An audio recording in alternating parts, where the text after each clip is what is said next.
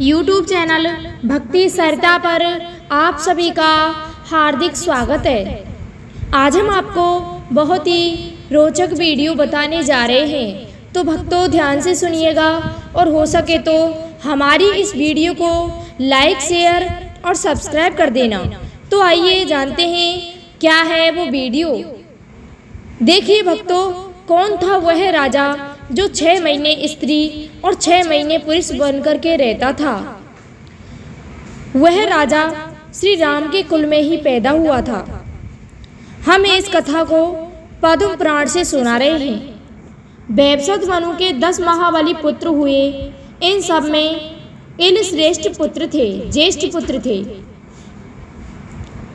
और बाकी के पुत्रों के नाम हैं इच्छाकु, कुशनाभ, अरिष्ट, रिष्ट, मरिष्यंती, कुरुस, महाबली, शर्यार्थी, प्रसिद्ध तथा नाभाग। ये सभी दिव्य मनुष्य थे। राजा मनु अपने ज्येष्ठ और धर्मात्मा पुत्र इला को सिंहासन देकर तप करने पुष्कर चले गए थे। तब इसके बाद उनकी तपस्या को सफल करने के लिए ब्रह्मा जी आए और बोले, हे मनु, तुम वर मांगो। तो मनु ने कहा कि हे प्रभु, आपकी कृपा सदैव मुझ पर बनी रहे और सदैव धर्मपरायण और इस पृथ्वी के राजा मेरे अधीन हों। इस प्रकार से तथास्तु कहकर प्रभु ब्रह्मा जी वहाँ से चले गए। इस पर मनु अपनी राजधानी में रहने लगे। इसके बाद राजा इल अर्थ सिद्धि के लिए इस भूमंडल पर गुजरने लगे। इस धरती के सभी राजाओं को अपने बस में करते थे। एक दिन राजा इल भगवान शंकर के महान उपवन में गए, जो कल्प वृक्षों से युक्त एवं सरवण के नाम से विख्यात था। उसमें भगवान शिव पार्वती के साथ में क्रीड़ा करते हैं।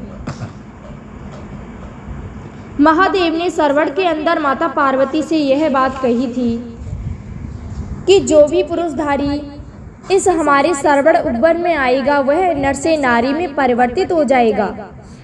राजा इस प्रतिज्ञा को जानते नहीं थे, इसीलिए सरवण में चले गए। वहां पहुंचने पर वे स्त्री में परिवर्तित हो गए। उनके साथ उनका घोड़ा भी घोड़ी बन गया। राजा के जो जो पुरुषोचित अंग थे वे स्त्री के आकार में परिणित हो गए। इससे उन्हें बड़ा आश्चर्य हुआ। अब वह इला नाम की स्त्री थी। इला इस वन में सोचने लगी कि मेरी माता पिता कौन है, मेरा भ्राता कौन है। वह उसी वन में इधर उधर भटकने लगी। इतने में ही वहां से चंद्रमा के पुत्र बुद्ध ने उसे देख लिया। तो इला भी वहां बुद्ध को देख गई।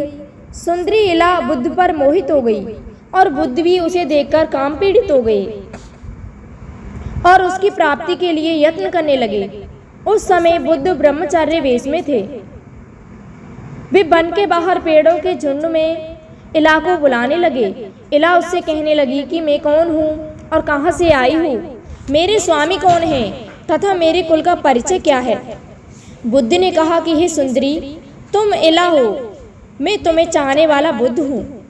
मैंने बहुत विद्या पढ़ी है, मैं तेजस्वी कुल में पैदा हुआ हूँ। मेरे पिता इस धरती के स्वामी चंद्रमा हैं। बुद्ध की यह बात सुनकर इला ने उसके घर में प्रवेश किया। वह सब प्रकार के भोगों से संपन्न था। अपने वैभव से इंद्र भवन को मात कर रहा था। वहां रहकर इला वन में रहकर बहुत समय तक भ्रमण करती रहती थी बुद्ध के साथ में। उधर इला के भाई इच्छाकु आदि सभी इला की तलाश में उस सरवण वन तक पहुंच गई। उन्होंने महादेव और पार्वती का स्मरण किया तो महादेव और पार्वती प्रकट हो गए और बोले, राजकुमारों, मेरी यह प्रतिज्ञा तो टल नहीं सकती, किंतु इस समय एक उपाय हो सकता है। तुम्हारे भाई स्त्री में परिणित हो गए हैं, इसलिए तुम्हें हे इच्छाकु अश्वमेघ यज्ञ करना होगा और उसका फल हम दोनों को अर्पण करना होगा। ऐसा कहकर महादेव वहां से चले गए। इच्छाकु ने अश्वमेघ यज्ञ किया। इससे इला किम पुरुष हो गए। वे 1 महीने तक पुरुष और 1 महीने तक नारी में परिणित रहने लगे। बुद्ध के साथ रहते हुए इला ने गर्भ धारण किया। इस गर्भ से उन्होंने एक पुत्र को जन्म दिया। इस पुत्र को उत्पन्न करके बुद्ध स्वर्लोक को चले गए। इस इल के नाम से वह पुत्र इलावर्द के नाम से प्रसिद्ध हो गए और इलावर्द चंद्रवंश का विस्तार करने चले गए। और भक्तों, जब अश्वमेघ राजा इक्ष्वाकु ने पूर्ण कर लिया तो इला 6 महीने तक नारी और 6 महीने तक पुरुष में परिणित हो गई। हम समझते हैं आप सभी को हमारी ये वीडियो पसंद आई होगी, इसीलिए आप सभी से हमारा निवेदन है कि हमारे चैनल को लाइक, शेयर और सब्सक्राइब कर दें। धन्यवाद।